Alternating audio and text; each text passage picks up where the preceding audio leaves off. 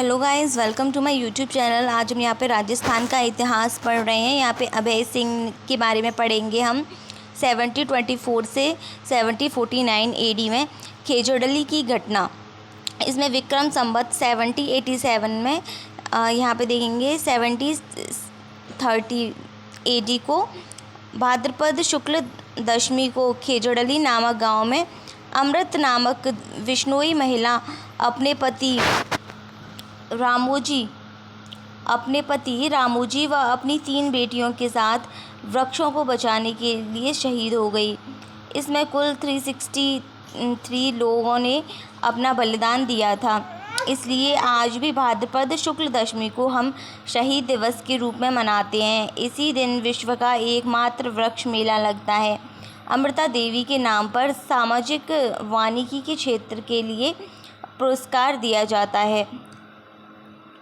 अब देखेंगे 2012 एडी में अमृता देवी पुरस्कार ये जालौर की हातिमताई संस्था ने दिया और रेखाराम चौधरी व प्रभुदयाल गुज्जर को दिया गया।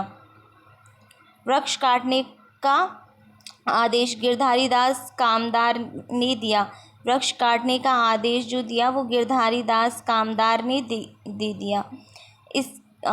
इसके दरखार में 2 कवि थे। पहला कर्णिदान सूरज प्रकाश और कर्णिदान जो सूरज प्रकाश ने लिखी और वीरमाण राजरूपक ने इसके दरखार में 2 कवि थे। ये दोनों कर्णिदान सूरज प्रकाश ने और वीरमान राजरूपक ने। इन दोनों पुस्तकों में अभय सिंह व अहमदाबाद के सूबेदार सरबुलंद खान के बीच युद्ध का वर्णन है। किसका वर्णन है? अभय सिंह व अहमदाबाद के सूबेदार सरबुलंद खान के बीच के युद्ध का वर्णन है। मानसिंह जालौर घेरे के समय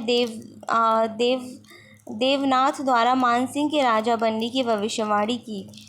मानसिंह 1803 से 1843 एडी तक हुआ।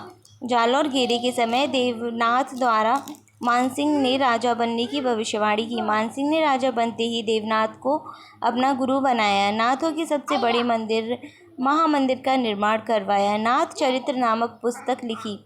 1805 यानी 1805 एडी में जोधपुर के किले में एक पुस्तकालय बनवाते हैं जिसे मान पुस्तक प्रकाश कहते हैं। 1807 एडी में गंगौली का युद्ध होता है। 1818 एडी में अंग्रेजों से संधि कर लेता है। 1818 एडी में अंग्रेजों से संधि कर लेता है। इसके दरबार में कवि बांकीदास था। मानसिंह ने इन्हें कविराज की उपाधि दी। बांकीदास की उपाधि इनको दी। मानसिंह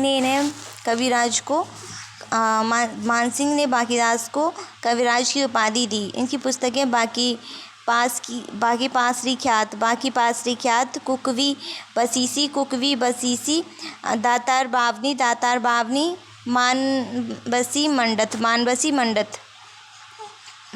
मंडत ये इनकी पुस्तकें। बांकीदास ने अंग्रेजों के साथ देने वाली राजाओं की निंदा भी की। बांकीदास ने अंग्रेजों का साथ देने वाले राजाओं की निंदा की। विजयनगर सिंह की प्रेमिका गुलाब राय को जोधपुर की नूरजहाँ कहते हैं। विजयनगर सिंह की प्रेमिका गुलाब राय को जोधपुर की नूरजहाँ कहते हैं। अब देखते हैं बीकानेर के राठौड़ों का इतिहास। बीकानेर के राठौड़ों का इतिहास यहाँ जानेंगे। जोधपुर के राजा राव जोधा के ताने पर जोधा का बेटा बीका अपने काका कांघल व अपने छोटे भाई बीदा के साथ जोधपुर से निकल गया। बीकानेर में गोदारा ये पांडु हैं और सारण ये पूला की आपसी लड़ाई का बीकानेर ने फ़ायदा उठाया व पांडा गोदारा का पक्ष लेकर बीकानेर क्षेत्र को जीत लिया इसने। इसके बाद से बीकानेर के राजा का राजतिलक गोदारा जाट करते थे और बीकानेर पहले अपनी राजधानी कोड़म देसर को बनाना चाहा। बीका ने पहले अपनी राजधानी कोडम देसर को बनाना चाहा, पर पुंगल के भाटियों के विरोध करने पर बीकानेर को अपनी राजधानी बनाया। करणी माता के आशीर्वाद से बीका ने एक स्वतंत्र राठौड़ राज्य की स्थापना की। विक्रम संवत 1545 से 4088 एडी में विक्रम संवत है, यहाँ से 1545 से 4088 एडी को वैशाख शुक्ल पक्ष की द्वितीया को बीकानेर की स्थापना की गई। इसलिए बीकानेर में आखा तीज का त्यौहार बड़ी धूमधाम से मनाया जाता है। 1500 यानी कि 1545 खुद बैसाख सुमेर, 1545 शुद्ध बैसाख सुमेर, थावर बीज थरपियो, बीको बीकानेर। ये वहाँ की कहावत है। बीका ने कोडम देसर में एक भैरू जी का मंदिर बनवाया। बीकानेर से पहले इस स्थान को राती घाटी कहते थे। बीका का निवास स्थान बीकाजी की टेकरी कहा जाता है। बीका का जो निवास स्थान है उसे बीकाजी की टेकरी कहा जाता है। बीकाजी की माता नौरंग दे साखला, पत्नी रंगदे भाटी और पुंगल के राव रोखा भाटी की पुत्री थी। रंगदे भाटी पुंगल के राव शेखा भाटी की पुत्री थी। इनकी पत्नी रंगदे। बीकाजी की माता नौरंगदे साखला इनका नाम था। बीका का काका हिसार के सारंग खां के खिलाफ लड़ता हुआ मारा गया। साहवा यानी कि चूरू में कांगल का स्मारक बना हुआ है। साहवा सिखों का भी पवित्र स्थल है चूरू में। अब यहाँ पे लूणकरणसर के बारे में देखते हैं। ये 1505 से 1526 एडी तक यहाँ की बातें जो है बताई गई हैं। जैसलमेर के रावत जैतसी को हराया, इसे कलयुग का कर्ण कहते हैं। जैसलमेर के रावत जैतसी को हराया लूणकरणसर ने और इसे कलयुग का कर्ण कहते हैं। जैतसी के बारे में देखते हैं तो ये 1526 से 41 एडी तक हैं राज्य किया इन्होंने। 1526 से 1541 तक। तो इन्होंने 1527 में खानवा के युद्ध में अपने बेटे कल्याण मल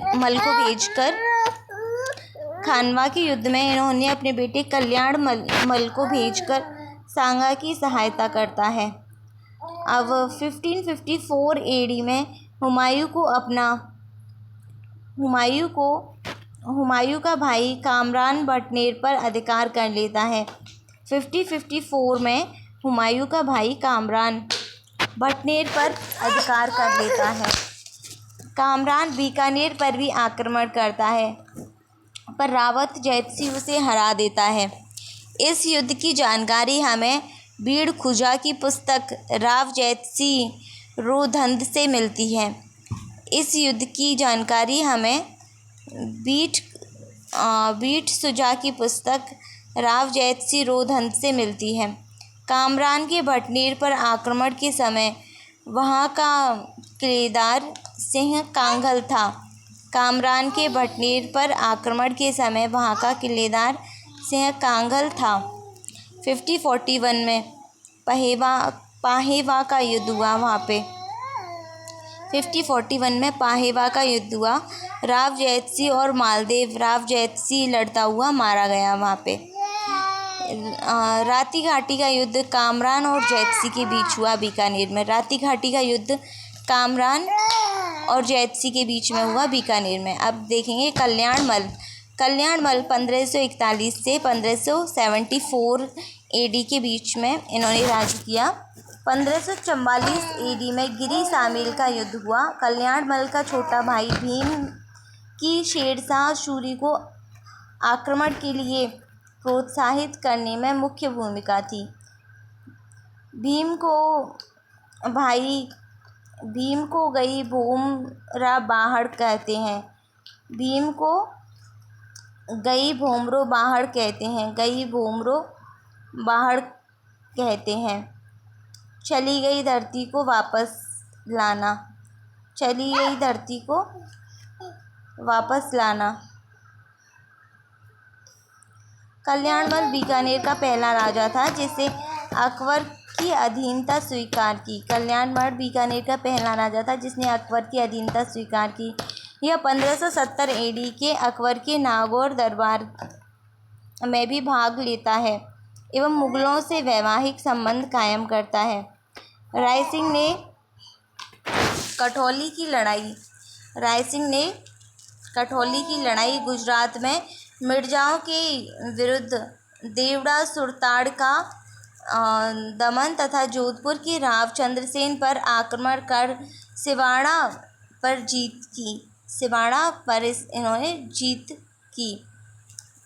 रायसिंह जो है 1574 से 1612 एडी तक इन्होंने राज्य किया। अकबर के 4000 मनसबदार और जहांगीर के समय 5000 मनसबदार थे। 1570 एडी के अकबर के नागौर दरबार में अपने पिता कल्याणमल के साथ जाता है। अकबर यहीं से इसे अपने साथ आगरा ले जाता है। 1572 एडी में अकबर इसे जोधपुर का प्रशासक नियुक्त करता है और महाराजा की उपाधि देता है। मुगलों की तरफ से गुजरात, काबुल व कंधार के अभियान करता है। 1577 एडी में अकबर ने 51 परगने रायसिंह को दिए। खुसरो के विद्रोह के समय जहांगीर रायसिंह को राजधानी आगरा की जिम्मेदारी सौंप के जाता है। 5089 से 5094 एडी के बीच बीकानेर में जूनागढ़ किले का निर्माण करवाया। इसी ने बीकानेर के जूनागढ़ में सूरजपोल के पास रायसिंह प्रशस्ति लिखी हुई है जिसकी रचना जड़ता नामक जैन भूमि ने लिखी थी। जूनागढ़ का निर्माण करमचंद की देखरेख में हुआ। मुंशी देवी प्रसाद ने रायसिंह को राजपूताने का कर्ण कहा।